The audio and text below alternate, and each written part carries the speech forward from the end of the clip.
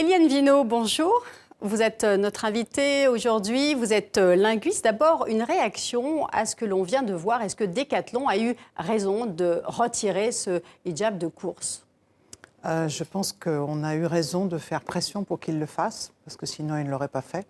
Les capitalistes reculent devant la pression de l'argent, donc oui, je trouve que c'est très bien. Alors, on le voit depuis un certain temps, hein, les femmes sont vraiment au cœur des débats de société en France. On l'a vu avec ce mouvement MeToo, on l'a vu avec la GPA, la gestation pour autrui. On a parlé du salaire des femmes, de leur place dans l'économie. On a parlé de l'écriture inclusive. Et aujourd'hui, on parle de la féminisation des métiers. Qu'est-ce que cela reflète pour vous ? Il est sûr qu'on est rentré dans une nouvelle phase, je pense, depuis quelques années, d'avancée de la pression des féministes. Peut-être aussi parce que le temps passe et que la promesse qu'ont fait nos pays d'aller vers l'égalité, elle se fait attendre.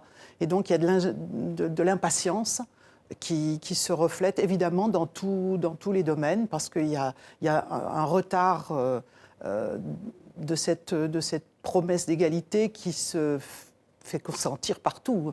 Vous l'avez dit, le salaire, la violence, les promotions. Et jusque dans la langue française. Et jusque dans la langue. Aujourd'hui, on parle de la féminisation des métiers. Visiblement, l'Académie française serait prête à ce changement. Pourtant, le débat n'est pas nouveau au sein de cette institution.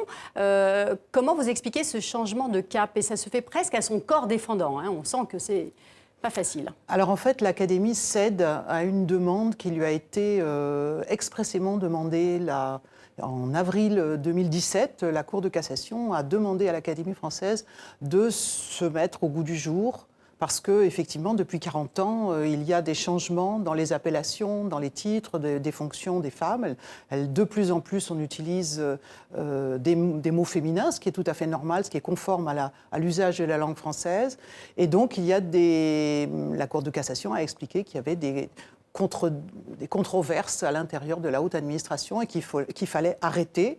Que l'Académie devait arrêter d'aller dans le sens inverse des différentes circulaires qui ont paru depuis 30 ans. Donc l'Académie française, au fond, n'était pas du tout au diapason avec cette société française qui évolue avec sa langue. Non, elle est en réaction, à la fois elle est fidèle à elle-même, puisque c'est elle qui a introduit ces usages contre nature, on pourrait dire, dans la langue française depuis qu'elle existe.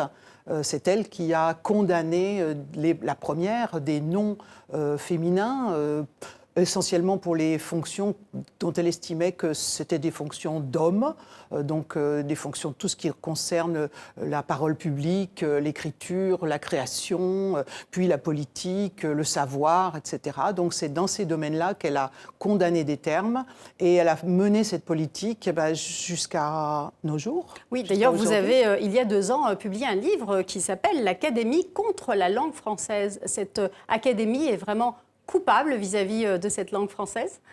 Oui, l'Académie, depuis qu'elle existe, a introduit des usages, à la fois elle a fait beaucoup de travail qu'on ne peut pas forcément contester, mais elle a aussi eu un travail très nocif, d'abord dans la complexification de l'orthographe, puisque c'est quand même elle qui est responsable de cela, et ensuite dans la masculinisation de la langue, alors à la fois au niveau du lexique, condamner un certain nombre de noms, mais elle a aussi inventé la règle du masculin qui l'emporte sur le féminin, elle a inventé l'idée que le mot homme pouvait signifier les deux sexes, l'espèce humaine.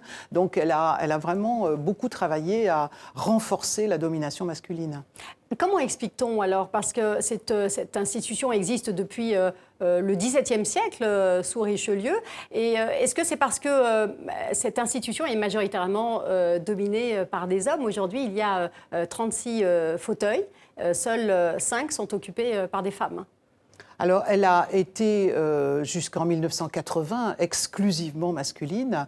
L'introduction de l'élection de la première femme a posé d'énormes problèmes. Les 9/10 de l'Académie étaient contre. Jean d'Ormesson en parlait de manière tout à fait lumineuse, puisque c'est lui qui a poussé, avec 3 collègues, à l'élection de Marguerite Yourcenar.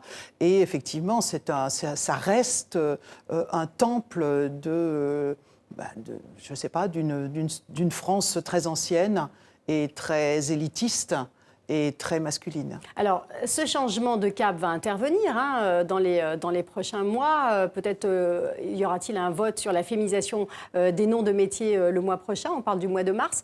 À quoi peut-on s'attendre? On sait d'ores et déjà qu'il y a des noms de métiers qui font grincer des dents, et notamment professeuse. Vous revendiquez ce terme-là, procureuse, autrice, au lieu de auteur avec un E.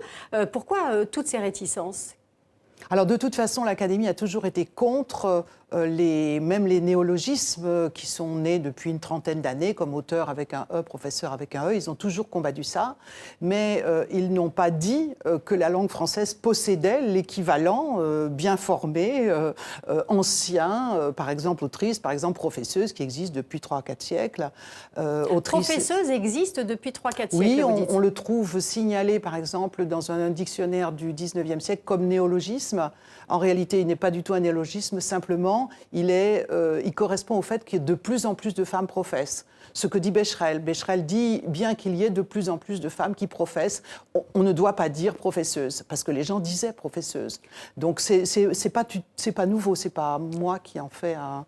Pareil pour le terme rapporteur, rapporteuse. Rapporteuse est très ancien, proviseuse est très ancien. Il y a eu dans tous les couvents de femmes, il y avait des proviseuses, des femmes qui s'occupaient des provisions, comme il y avait des proviseurs dans les couvents d'hommes.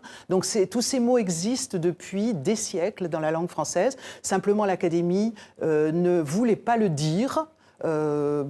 Maintenant qu'on a fait des études, on a fait un peu son travail, donc on a retrouvé tous ces mots et on sait qu'ils ont existé et qu'ils ont été utilisés par nos. Mais alors pourquoi ont-ils disparu ces mots procureuse, rapporteuse? Qu'est-ce qui fait qu'on est revenu en arrière presque? Alors, qu'on est revenu au masculin? Il y a d'une part eu des condamnations officielle. Il ne faut pas dire professeuse, il ne faut pas dire traductrice, disait Becherel, il ne faut pas dire graveuse. Parce que les femmes sont arrivées sur ces métiers-là? Parce que les femmes arrivaient sur ces métiers-là et que ils ne le voulaient pas. C'est une manière de condamner ça. Becherel le dit très bien, il dit ce sont des noms qui ont été faits uniquement pour les hommes qui exercent ces professions. Donc c'est une manière très claire de le dire. Et donc elle n'était pas légitime à ces postes-là? Elle n'était pas légitime, il fallait qu'elle se sente illégitime. Et donc c'était une manière de faire qu'elles ne se sentent pas bien dans ces professions. Donc d'une part, ils les ont condamnées, clairement, et d'autre part, ils ne les ont pas mis dans les dictionnaires. Donc en ouvrant les dictionnaires du 18e, du 19e, on a l'impression que ces mots n'ont jamais existé, mais on sait qu'ils existaient et qu'ils étaient employés. Merci beaucoup, Éliane Viennot, d'avoir été nos invités et surtout de nous avoir éclairés sur toutes ces questions. Merci. Merci.